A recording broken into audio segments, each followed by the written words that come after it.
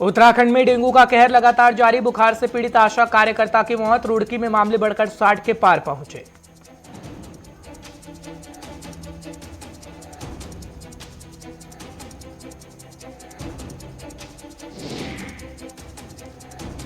मुख्यमंत्री पुष्कर सिंह ने सरदार वल्लभ भाई पटेल को नमन किया। राष्ट्रीय एकता दिवस के अवसर पर पुष्पांजलि भी अर्पित की गई। साथ ही साथ दौड़ का आयोजन भी किया गया। पटेल ने रियायतों को भारत में एकीकृत करने में अहम भूमिका निभाई, सीएम की तरफ से कहा गया। उत्तराखंड में चुनावों की तैयारियां शुरू हो गई हैं। सभी पार्टियां तैयारी शुरू कर रही हैं। इसी बीच केजरीवाल उत्तराखंड में एक बार फिर आ सकते हैं। आपके कार्यकर्ताओं ने कमान संभाल ली है।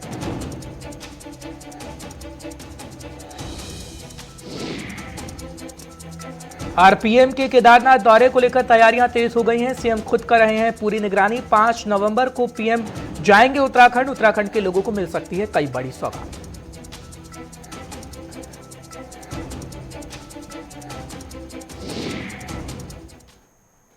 नमस्कार, गुलिस्तान न्यूज देख रहे हैं आप। मैं हूं आपके साथ हर्ष भारद्वाज। इस वक्त बुलेटिन में आपका बहुत बहुत स्वागत है। खासकर जिक्र करेंगे उत्तराखंड का और आपको जानकारी सबसे पहले देंगे डेंगू के बढ़ते कहर की। और उत्तराखंड में डेंगू ने पांव पसार लिए हैं। उत्तराखंड में डेंगू का कहर देखने को मिल रहा है। इस वक्त की ताजा जानकारी, बड़ी खबर आप तक पहुंचाने की कोशिश कर रहे हैं। बुखार से पीड़ित आशा कार्यकर्ता की मौत हो गई है, ये खबर इस वक्त मिल रही है। रुड़की में मामले बढ़कर 60 के पार पहुंच गए हैं। और आपको जानकारी ये भी दे दे खास तौर पर कि डेंगू की रफ्तार धीरे धीरे अन्य गांवों में भी बढ़ रही है। यानी रुड़की में ही ये सीमित नहीं रहा है, अलग अलग इलाकों में कहा जा रहा है कि डेंगू की रफ्तार बढ़ रही है। ऐसे में प्रशासन की चिंताएं भी बढ़ गई हैं, क्योंकि डेंगू की रफ्तार जब अन्य गांवों तक पहुंचेगी तो खासतौर पर जो स्वास्थ्य सुविधाएं हैं उनको भी संभालना होगा। खासकर ये कहा जा रहा है प्रशासन की तरफ से कि पूरी निगरानी की जा रही है, क्योंकि डेंगू का प्रकोप उत्तराखंड के अंदर खासतौर पर हम देख रहे हैं जब से बेमौसम बारिश हुई है और उसके बाद से ही उत्तराखंड के अंदर डेंगू का कहर लगातार जारी है।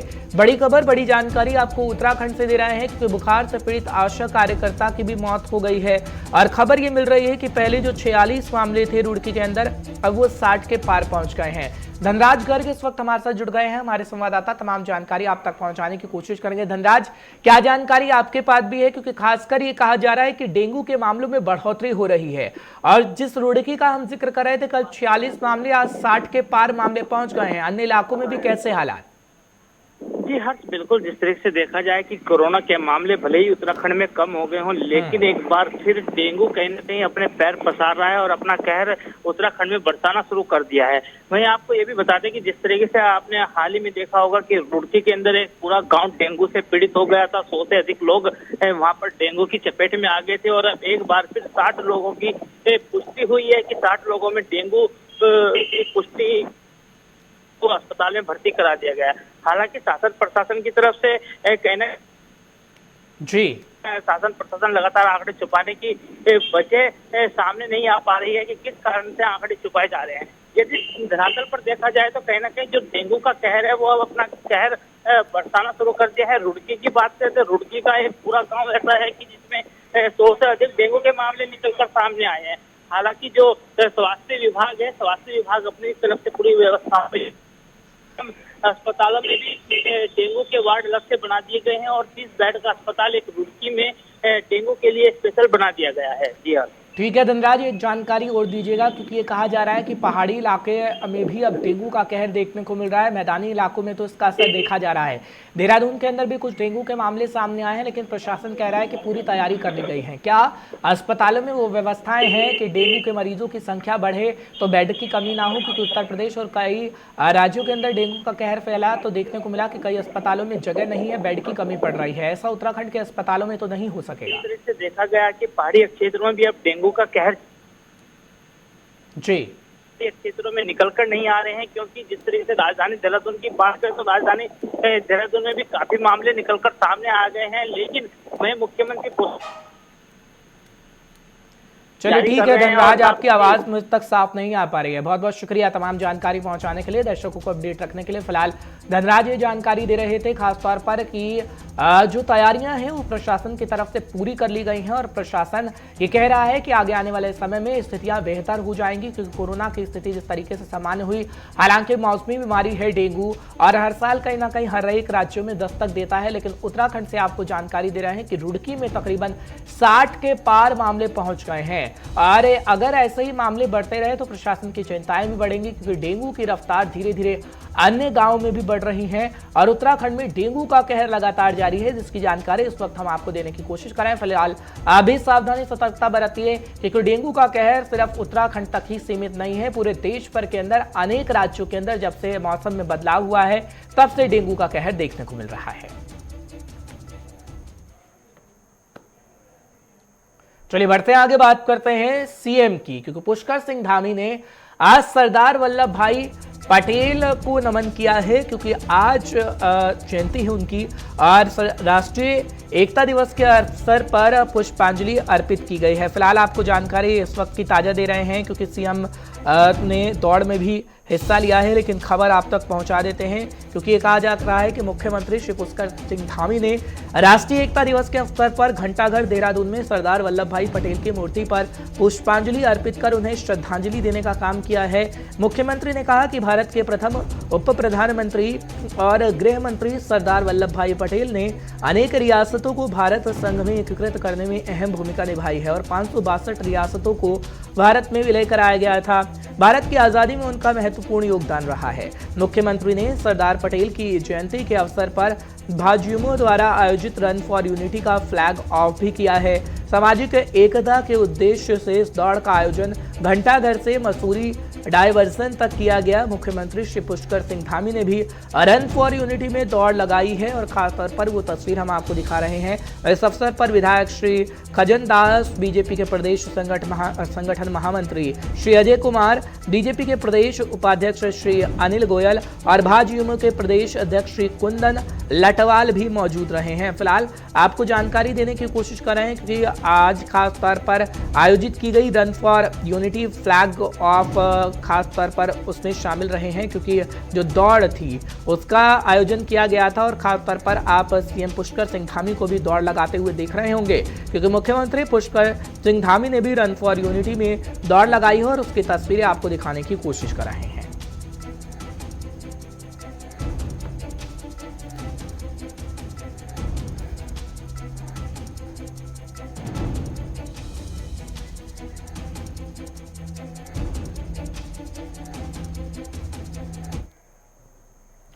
चलिए बढ़ते हैं आगे, बात अब चुनावी सरगर्मियां की कर लेते हैं, क्योंकि उत्तराखंड के अंदर हर एक पार्टी तैयारी कर रही है। तो आम आदमी पार्टी की तैयारी भी लगभग पूरी हो चली है, लेकिन ये कहा जा रहा है कि केजरीवाल एक बार फिर से उत्तराखंड में आ सकते हैं, क्योंकि उत्तराखंड में चुनावी तैयारियां शुरू हो गई हैं। बड़ी खबर, बड़ी जानकारी आपको दे रहे हैं, केजरीवाल फिर से उत्तराखंड का दौरा कर सकते हैं और आपके कार्यकर्ताओं ने इस वक्त उत्तराखंड के अंदर कमान को संभाल रखा है और आप कर रही है सरकार बनाने का दावा। यानी आम आदमी पार्टी की तरफ से लगातार ये कहा जा रहा है कि उत्तराखंड में ना बीजेपी की सरकार बनेगी ना कांग्रेस की सरकार बनेगी, अगर सरकार बनेगी तो इस वक्त आम आदमी पार्टी की सरकार बनेगी। ये खास तौर पर कहा जा रहा है केजरीवाल की तरफ से भी और तमाम जो बड़े नेता हैं, क्योंकि इस वक्त सीएम चेहरा कर्नल कोठियाल हैं आम आदमी पार्टी के, और वो भी लगातार दावा तो कर रहे हैं, लेकिन सीधे सीधे आरोप बीजेपी पर लगाया जा रहा है, सीधे सीधे आरोप कांग्रेस पर लगाया जा रहा है कि कांग्रेस ने जो दावे वादे किए थे वो पूरे नहीं हो पाए हैं और बीजेपी को भी देख चुकी है जनता, लेकिन अब आम आदमी पार्टी को मौका देने का काम किया जाए। ये दरअसल केजरीवाल कहते हुए हमेशा से नजर आए हैं जब वो उत्तराखंड के अंदर पहुंचते हैं, लेकिन खबर ये भी मिल रही है कि केजरीवाल उत्तराखंड के दौरे पर दोबारा से आ सकते हैं और आम आदमी पार्टी लगातार दावा कर रही है कि अगर उत्तराखंड में आएंगे तो फ्री में बिजली मिलेगी और मुफ्त स्वास्थ्य सुविधाएं भी दे सकेंगे। धीरेन्द्र प्रताप सिंह इस वक्त हमारे साथ जुड़ रहे हैं, ब्यूरो चीफ उत्तराखंड। तमाम जानकारी आप तक पहुंचाने की पूरी कोशिश करेंगे। धीरेन्द्र, बहुत बहुत शुक्रिया गुलिस्तान न्यूज पर हमारे साथ जुड़ने के लिए। धीरेन्द्र, क्या जानकारी आपके पास भी, क्योंकि ये कयास लगाए जा रहे हैं कि केजरीवाल एक बार फिर से उत्तराखंड के अंदर आ सकते हैं। अभी ये नई पार्टी है आम आदमी पार्टी, हालांकि उत्तराखंड के अंदर अभी ये मैदान में उतरी है, जो त्रिकोणीय मुकाबला देखने को मिलेगा और जो दावे वादे कर रही है आम आदमी पार्टी, क्योंकि फ्री बिजली मिलेगी, फ्री स्वास्थ्य मिलेगा, फ्री शिक्षा देंगे, देंगे। फ्री के नाम पर जो काम करने की कोशिश आम आदमी पार्टी कर रही है, क्या जनता उस पर विश्वास कर पाएगी? क्योंकि आम आदमी पार्टी ये कह रही है कि कांग्रेस को आपने मौका दिया, बीजेपी को आपने मौका दिया, अब आम आदमी पार्टी को मौका देके देखिए। बिल्कुल हर्ष, देखिए आम आदमी पार्टी के शीर्ष नेता है अरविंद केजरीवाल, और जब तमाम अन्य पार्टियों के बड़े नेता उत्तराखंड के दौरे पे आ रहे हैं तो निश्चित रूप से उनके सामने भी एक चुनौती है कि अपनी पार्टी को मजबूत करने के लिए, अपने कार्यकर्ताओं में उत्साह भरने के लिए और लोगों को अपनी ओर आकर्षित करने के लिए उनके भी बड़े नेता यहाँ पर आए। आपने देखा होगा कि अरविंद केजरीवाल के 2 दौरे हुए और दोनों में उन्होंने बड़े बड़े चुनावी वायदे किए। पहले दौरे में उन्होंने जहां बिजली फ्री करने का वादा किया तो दूसरे दौरे में उन्होंने रोजगार गारंटी कार्ड बांटने की बात कही और कहा कि जब उनकी सरकार आएगी तो 1 लाख रोजगार का सृजन करेगी और रोजगार देगी, और जो बेरोजगार होंगे किसी भी कारण से उनको रोजगार भत्ता, बेरोजगारी भत्ता भी देगी। तो इस तरह से देखें कि आम आदमी पार्टी यहाँ तीसरी पार्टी के तौर पे उभर करके आई है और उनके जो नेता हैं बड़े बड़े दावे कर रहे हैं। हालांकि उनका कोई अभी यहाँ पे ऑर्गेनाइजेशनल स्ट्रक्चर नहीं विकसित हो चुका है, कोई संगठनात्मक संरचना नहीं बनी है, लेकिन उसके बाद भी पूरा उनका प्रयास है कि यहाँ पे पार्टी अपने आप को स्थापित करे। तो निश्चित रूप से आने वाले दिनों में अरविंद केजरीवाल यहाँ पे आएंगे, जो कि उनके पार्टी सूत्रों ने जो जानकारी दी है, बहुत जल्द अरविंद केजरीवाल एक बार फिर से उत्तराखंड आएंगे और एक बार फिर से कोई नया चुनावी सिंगूफा छोड़ सकते हैं। अब उनके वादों पे, उनके दावों पे जनता कितना विश्वास करती है ये तो देखने वाली बात होगी। यह 2022 के चुनाव परिणाम के बाद पता चलेगा कि उनके वादों पे जनता कितना विश्वासी है, लेकिन पूरी तरह से साफ है कि वो तमाम वादों के द्वारा कांग्रेस और बीजेपी को घेरने में कोई कसर नहीं छोड़ने वाले हैं। ठीक है धीरेन्द्र, लेकिन आपको क्या लगता है, क्योंकि बड़ा चेहरा प्रधानमंत्री नरेंद्र मोदी भी उत्तराखंड का दौरा कर रहे हैं, बड़ा चेहरा केंद्रीय गृह मंत्री अमित शाह भी हैं, बड़ा चेहरा नड्डा साहब भी हैं, तो ये जो तमाम बड़े चेहरे हैं जिनको आजमाने की कोशिश एक तरीके से कहा जाता है कि बीजेपी हर चुनाव में करती है, क्योंकि पीएम का चेहरा ही उतारा जाता है मैदान में और उसी चेहरे पर चुनाव लड़ा जाता है। क्योंकि उत्तर प्रदेश के अंदर तो केंद्रीय गृह मंत्री अमित शाह कह चुके हैं कि अगर उत्तर प्रदेश में आपको सरकार बनानी है तो खास तौर पर आपको बीजेपी को जिताना होगा, तभी प्रधानमंत्री नरेंद्र मोदी 2024 में आ पाएंगे। तो जो पीएम के चेहरे का इस्तेमाल बीजेपी करने की कोशिश कर रही है, क्या उस पर भारी आम आदमी पार्टी का चेहरा कर्नल कोठियाल साबित हो पाएगा? क्योंकि सैनिक समाज का जिक्र केंद्रीय गृह मंत्री अमित शाह भी कर रहे थे, सीएम साहब तो कर ही रहे हैं, तो सैनिक समाज को साधने की कोशिश हर एक वर्ग कर रहा है। तो सीएम का खास तौर पर दौरा हम देख रहे हैं अलग इलाकों में, लेकिन आम आदमी पार्टी के मुखिया केजरीवाल क्या सैनिक के नाम पर वोट बटेरने की कोशिश करते आएंगे? इसलिए ये देख रहे हैं हम जो चेहरा उतारा गया है कर्नल कोठियाल। बिल्कुल हर्ष, आपको बता दूं कि उत्तराखंड जो राज्य है यहाँ पे सैन्य पृष्ठभूमि के लोगों की संख्या बहुत बड़ी है और लगभग प्रत्येक घर से कोई न कोई व्यक्ति सेना से डायरेक्ट या इनडायरेक्ट जुड़ा हुआ है और इसी वजह से सेना से जुड़े हुए व्यक्ति को राजनीति में यहाँ ज्यादा महत्व मिलता है। आपने देखा होगा कि बीजेपी में भी पहले रिटायर्ड मेजर जनरल भुवन चंद्र खंडूड़ी 91 से लगातार सांसद हैं पौड़ी गढ़वाल से, और उसके बाद वो केंद्र में मंत्री रहे, उसके बाद यहाँ के 2 बार मुख्यमंत्री भी रहे और उसका पूरा लाभ बीजेपी को मिलता रहा है। इसको देखते हुए निश्चित रूप से आम आदमी पार्टी को जो कर्नल अजय कोठियाल की पृष्ठभूमि है, सैन्य पृष्ठभूमि है, उसका लाभ जरूर कुछ न कुछ मिलेगा। लेकिन बीजेपी अभी भी सत्ता में है और बीजेपी की चुनावी तैयारियां तमाम पार्टियों से मीलों आगे दिखाई देती हैं। अभी चुनावी जो शंखनाद है वो कायदे से नहीं हुआ है, लेकिन उनके राष्ट्रीय अध्यक्ष जेपी नड्डा, शीर्ष नेता प्रधानमंत्री नरेंद्र मोदी और अमित शाह के 2 दौरे हुए, नड्डा के 1 दौरा हो चुका है और मोदी का दूसरा दौरा आगामी 5 नवंबर को होगा। तो इस तरह से देखें बीजेपी चुनावी तैयारियों के लिहाज से बहुत ही ज्यादा आगे दिख रही है। तो इसलिए कह सकते हैं कि आम आदमी पार्टी जरूर यहाँ की सियासत में एक तड़का की तरह आई हुई है, लेकिन बीजेपी को कोई खास टक्कर दे पाएगी इसकी संभावना बहुत कम है। हाँ, अगर आम आदमी पार्टी तेजी से बढ़ती है, अपने को मजबूत बनाती है तो शायद कांग्रेस को इसका कुछ नुकसान हो। ठीक है, बहुत बहुत शुक्रिया तमाम जानकारी पहुंचाने के लिए, दर्शकों को अपडेट रखने के लिए। फिलहाल बात करते हैं प्रधानमंत्री नरेंद्र मोदी की, क्योंकि प्रधानमंत्री नरेंद्र मोदी उत्तराखंड पहुंच रहे हैं और 5 तारीख को उत्तराखंड पहुंचा जाएगा। फिलहाल तैयारियां की जा रही हैं और तैयारियां किस स्तर पर की जा रही है थोड़ी देर में हमारे संवाददाता जुड़ेंगे तो आपको बताएंगे, लेकिन जानकारी इस वक्त की बड़ी आपको दे दे। पीएम के केदारनाथ दौरे को लेकर तैयारियां तेज हो रही हैं और सीएम खुद उसकी निगरानी कर रहे हैं।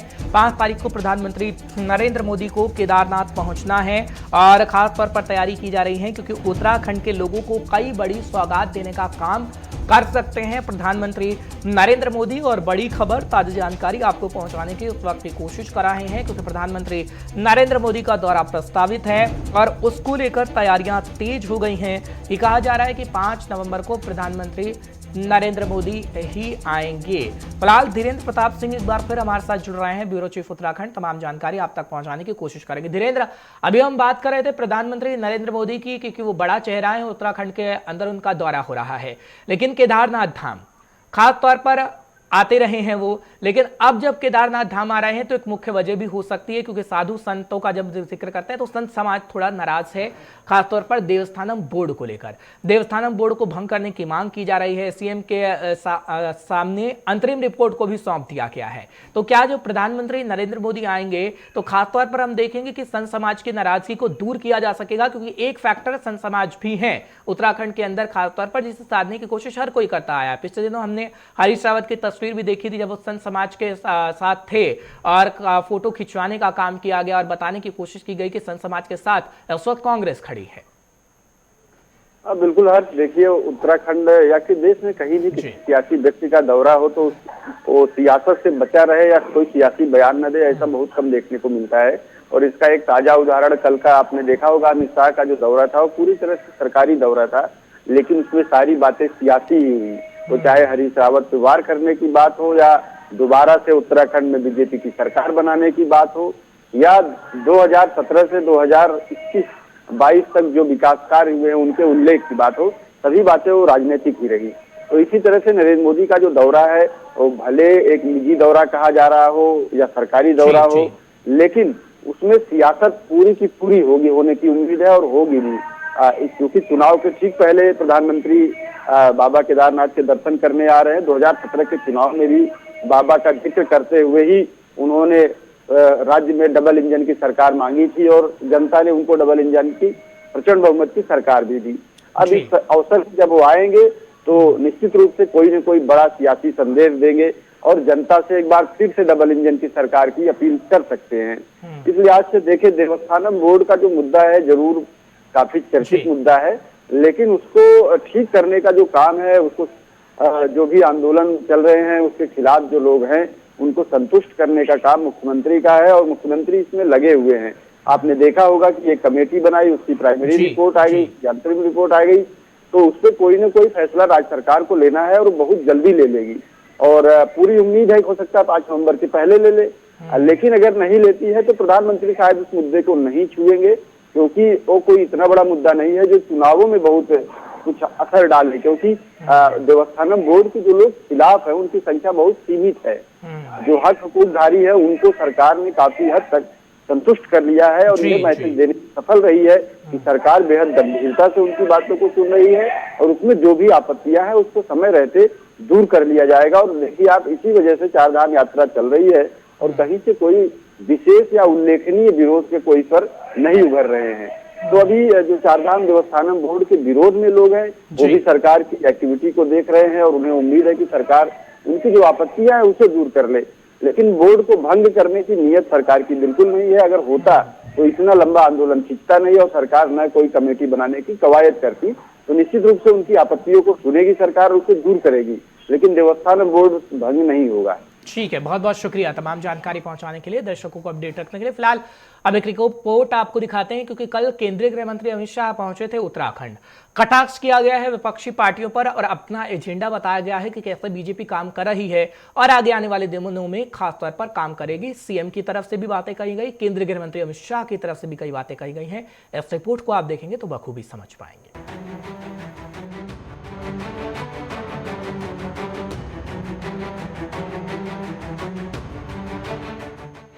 उत्तराखंड में होने वाले विधानसभा चुनाव से पहले केंद्रीय गृह मंत्री अमित शाह देहरादून पहुंचे, जहां उन्होंने उत्तराखंड के मुख्यमंत्री पुष्कर सिंह धामी के साथ मुख्यमंत्री घसियारी कल्याण योजना की शुरुआत की। इस दौरान मुख्यमंत्री पुष्कर सिंह धामी ने मंच से केंद्रीय गृह मंत्री का उनकी अगुवाई के लिए और प्रदेश को कोरोना वैक्सीन उपलब्ध कराने के लिए आभार जताया।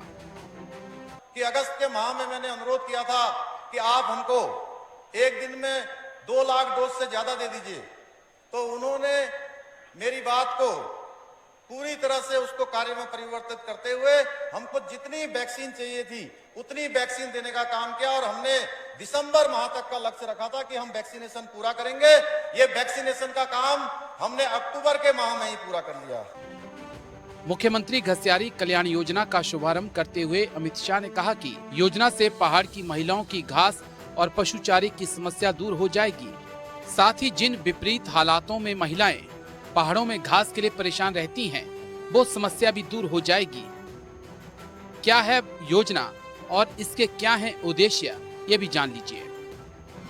क्या है मुख्यमंत्री घसियारी कल्याण योजना? पर्वतीय क्षेत्रों के पशुपालकों को पैक्ड साइलेज, संपूर्ण मिश्रित पशु आहार उनके घर घर तक पहुंचाना इसका मकसद। लाभार्थियों को रियायती दरों पर सॉइलेज उपलब्ध कराना। योजना की मदद से किसान पौष्टिक पशुचारे का ज्यादा उपयोग कर पाएंगे। पशुओं के स्वास्थ्य और दूध के पैदावार में दोहरा लाभ पहुंचाने की कोशिश। योजना का साइलेज उत्पादन विपणन सहकारी संघ संचालन करेगी। योजना से प्रदेश के पशुपालकों को चारे की समस्या नहीं होगी। सरकार घास को भी दुकानों में उपलब्ध कराएगी।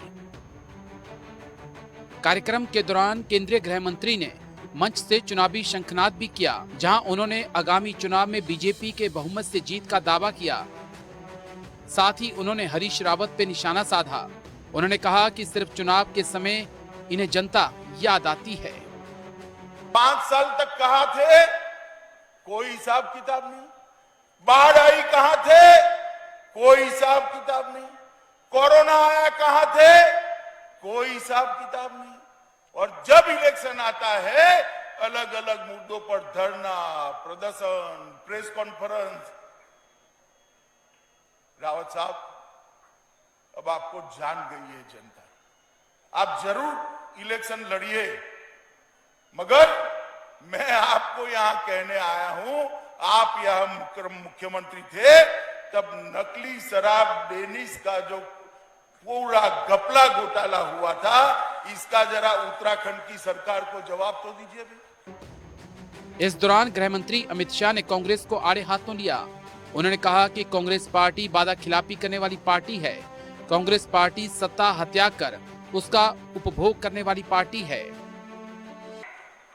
वादा खिलाफी करने वाली पार्टी, ये कांग्रेस पार्टी राजनीतिक रूप से सत्ता हत्या कर उसका उपभोग करने वाली पार्टी है।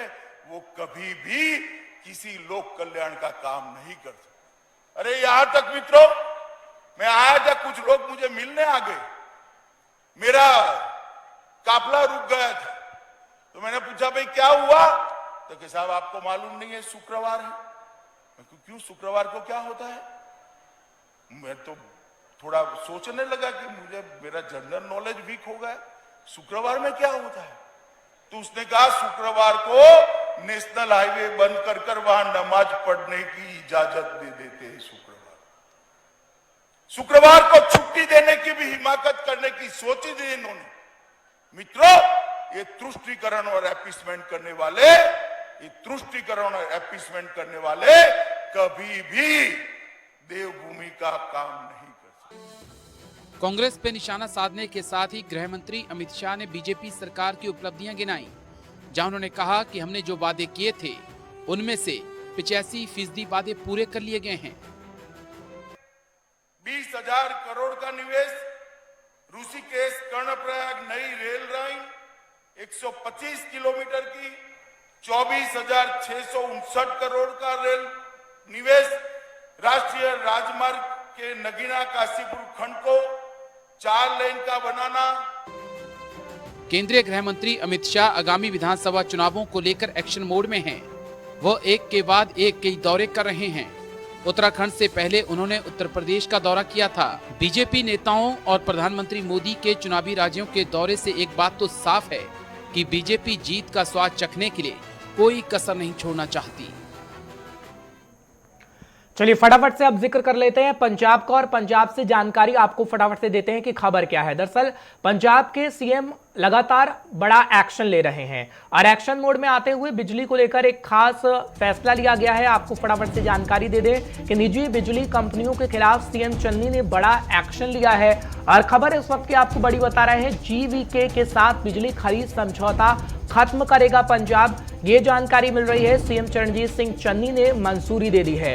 बड़ी खबर आपको इस वक्त की पंजाब से देने की कोशिश कर रहे हैं। पावरकॉम ने कंपनी को समझौता रद्द करने का नोटिस भी जारी कर दिया है। साथ ही साथ ये भी जानकारी इस वक्त की मिल रही है पंजाब से कि निजी बिजली कंपनियों के खिलाफ सीएम चन्नी लगातार से काम कर रहे हैं और एक्शन मोड में नजर आ रहे हैं। ये कहा जा रहा है कि जीवीके के साथ बिजली खरीद समझौता पंजाब की सरकार खत्म कर देगी ताकि बिजली सस्ती दरों पर इस वक्त जनता को मिल सके, क्योंकि बकाया बिजली का जब हम जिक्र करते हैं बकाया बिजली के बिल का, तो वो भी माफ करने की बात सीएम चन्नी की तरफ से कही गई है।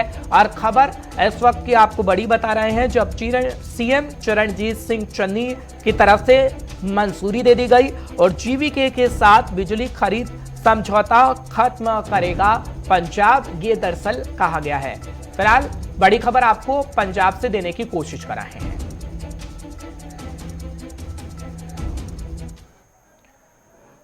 चलिए इस वक्त के बुलेटिन में बस इतना ही। तमाम खबरों के लिए आप देखते रहिए गुलिस्तान।